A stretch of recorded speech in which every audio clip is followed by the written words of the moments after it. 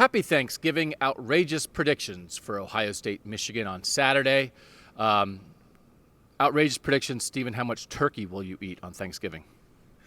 I'm going to eat a whole turkey. Nathan, are you going to eat a lot of turkey? I plan to eat a lot of turkey, yeah. All right. I'm going to go first for outrageous predictions. I texted this out to our tech subscribers, 14-day free trial at cleveland.com/OSU. Check it out. There have been 3 Ohio State running backs who have gained 200 yards in a game against Michigan. Beanie Wells, Carlos Hyde, Ezekiel Elliott. So it's all modern-day guys. Like Archie Griffin never did it. J.K. Dobbins has one 200-yard game in his career. I think he gets his second 200-yard game and becomes the 4th Buckeye to rush for 200 yards against Michigan. I just think the weather's not looking great. I think this is a defense that Ohio State's going to have to run against. They threw all over Michigan last year. I think they run on them this year, and J.K. Dobbins goes over 200. Nathan Baird, be outrageous.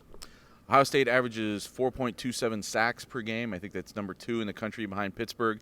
I see this as a game where I'm going to give them maybe 2 sacks maximum, which is, I guess, basically what Chase Young usually averages on his own. I just think this is a game where Michigan is going to find some ways to get rid of the ball fast. They're going to do some things in the run game. They're going to just do some things to neutralize Chase Young, neutralize really the whole pass rush, and try to find a way to keep an offense going, kind of churning out yards without that. I also just think it's a game where there's probably going to be dominated on the ground and sloppy, maybe harder for defensive ends and other pass rushers to get home in the conditions like this. But a game where I think Ohio State's going to have to win defensively and can win defensively, but just maybe without piling up sacks the way they do against a lot of teams.